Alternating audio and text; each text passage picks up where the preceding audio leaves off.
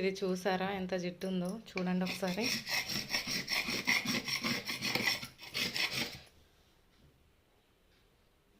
ఇలా ఈ లిక్విడ్ అయితే దీనిపైన వేసేయండి, స్క్రబ్బర్ పైన వేసేసి ఇలా అప్లై చేయండి. ఒక 10 నిమిషాలు అప్లై చేసి పెట్టండి.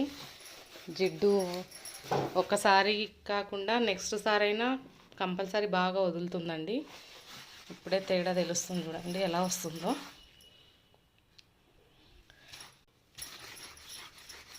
చూడండి అప్పుడే తేడా తెలిసిపోయింది. ఎంత జిడ్డు ఉండేది, ఇటు సైడ్ చాలా ఉంది. ఇలా మొత్తం అప్లై చేసి అయితే పెట్టి 10 నిమిషాల తర్వాత క్లీన్. ఓకేనా? ఈ గోడల పైన ఇదంతా ఓకేనా? నచ్చితే